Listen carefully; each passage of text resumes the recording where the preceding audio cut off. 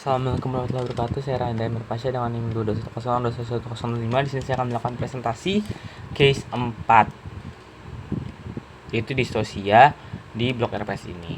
Dimulai pertama dimulai dengan Ibu Nyonya Distia berusia 32 tahun. Itu dia datang dengan ketidaknyamanan abdomen. Ya. Nah, langsung dari hasil analisis didapatkan bahwa beberapa faktor, di mana pertama ini ternyata ibu tuh sudah mengalami kehamilan. Nah, pada saat kehamilan ini terjadi yang namanya fertilisasi. Fertilisasi ini adalah pertemuan antara sel ovum dan juga sperma. Nanti dia akan bergabung membentuk zigot. Zigot nanti akan terus membelah dari 1 menjadi 2, 2 menjadi 4, menjadi 8, 8 menjadi 16, sampai nanti membentuk morula. Nah, nanti morula ini dia akan membentuk lagi menjadi blastokista.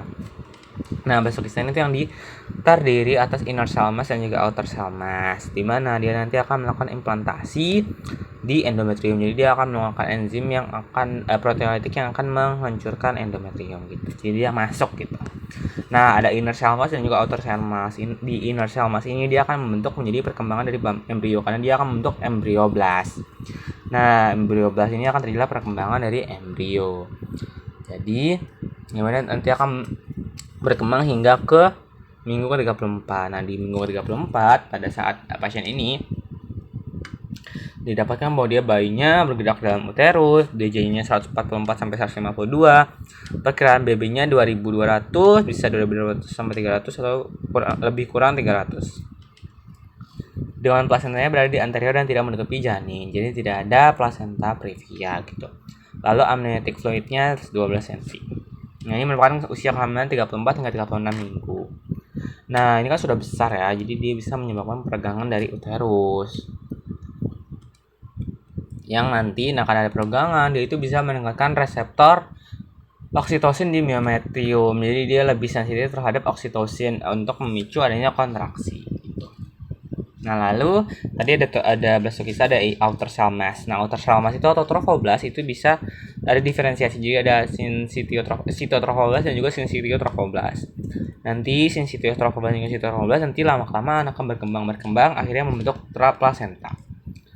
Nah, placenta ini dia itu juga bisa menghasilkan yang namanya CRH atau cortisol releasing hormone, yang nanti akan merangsang hipofisis anterior untuk melepaskan ACTH. Nanti ACTH baru ke adrenal janin. Nah, di adrenal janin dia akan pertama akan melepaskan DHA. DHA ini nanti akan diubah menjadi estrogen, sehingga estrogen nanti akan makin banyak. Nah, lalu juga dia akan estrogen ini dia itu bisa meningkatkan reseptor dari oksitosin. Jadi oksitosin makin banyak, ya udah akhirnya oksitosin itu lebih mungkin terjadi kontraksi. Lalu adanya juga kortisol. Nah, kortisol sendiri dia itu sebenarnya bisa sebagai pertama untuk perkembangan dari paru janin. Jadi untuk pematangan dari surfaktan gitu.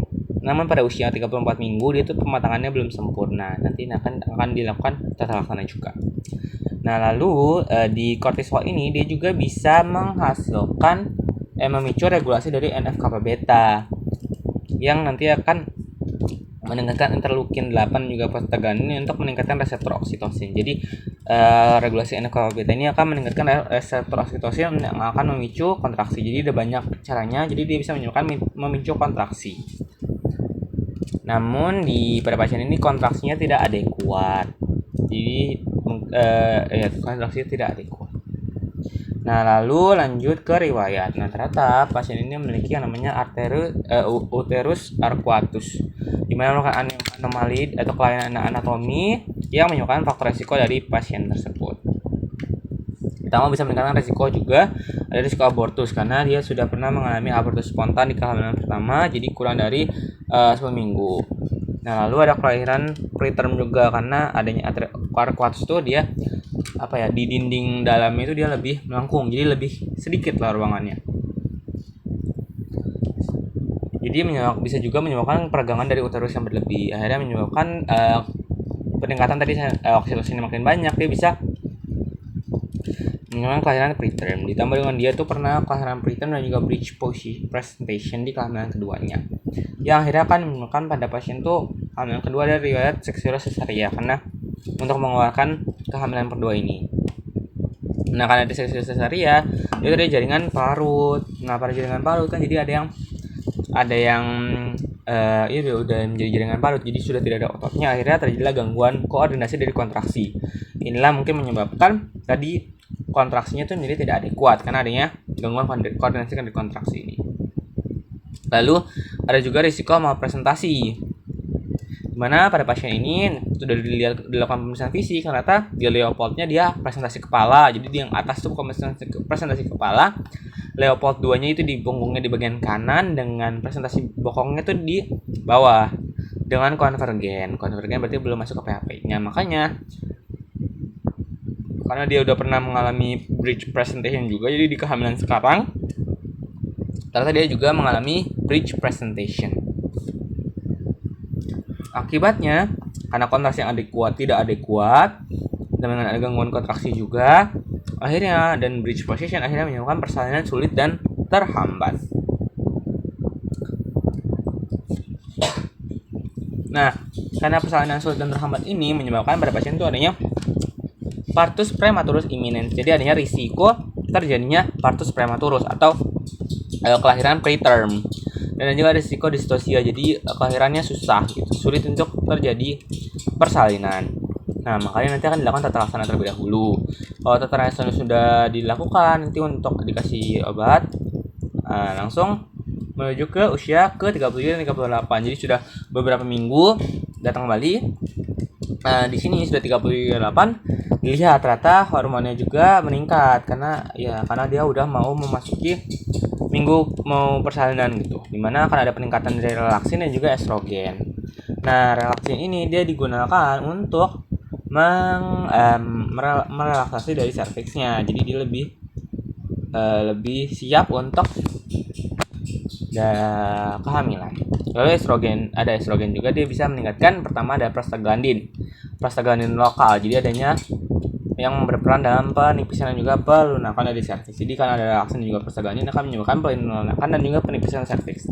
Makanya effacement-nya itu 75%. Jadi penipisannya 75%. Jadi dia lebih tipis, akhirnya menyebabkan dilatasi serviks. Jadi dia udah pembukaan 9 atau 10. Dia udah lengkap gitu. Lalu estrogen juga bisa merangsang adanya gap junction dari miometrium akan semakin meningkat, akhirnya dapat menyebabkan kontraksi secara koordinasi. Estrogen juga bisa meningkatkan reseptor oksitosin pada miometrium, akhirnya menyebabkan kontraksi uterus. Jadi kontraksinya makin banyak, dia bisa mendorong janin. Nanti mendorong janin akan menekan serviks. Lalu janin yang terus berkembang, dia juga bisa meregangkan uterus, menyebabkan sekresi oksitosin yang meningkat, akhirnya kontraksinya menguat. Jadi dia pokoknya karena adanya estrogen, terus juga janinnya tadi berkembang, akhirnya yang menyebabkan oksitosin meningkat, kontraksinya meningkat. Akhirnya turunlah janin sampai masuk ke PAP. Nah, karena sudah masuk ke PAP, langsung dilakukanlah partus per vagina. Jadi bisa dilakukan partus per vagina pada ibunya.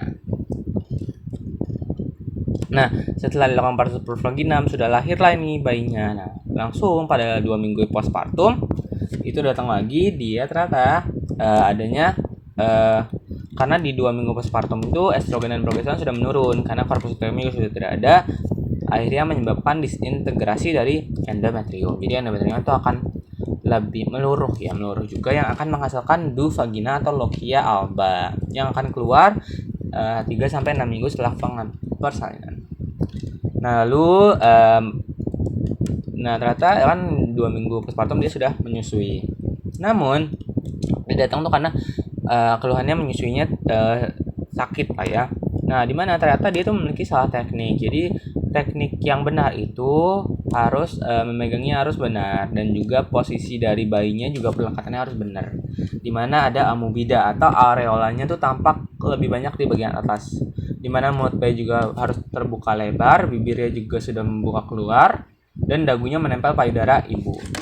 Jadi lebih masuk ke dalam gitu loh, di bawah lebih ke bawah. Jadi atasnya masih ada areolanya, masih terlihat. Gitu. Karena ini salah teknik, akhirnya menyebabkan adanya Jadi ada lecet-lecet, akhirnya crack nipples lah pada kuting ibu. Nah karena ada crack nipples jadi nyeri payudara dan juga nyeri saat menyusui karena dia tekniknya udah salah gitu. Nah lalu karena tadi bisa jadi perlekatannya juga salah, dia isapannya tidak adekuat.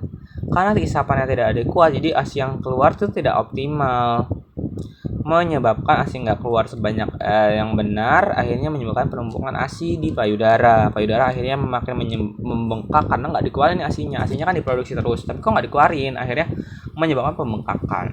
Nah karena ada pembengkakan payudara ini menyebabkan penyumbatan di KGB sekitar. Gitu.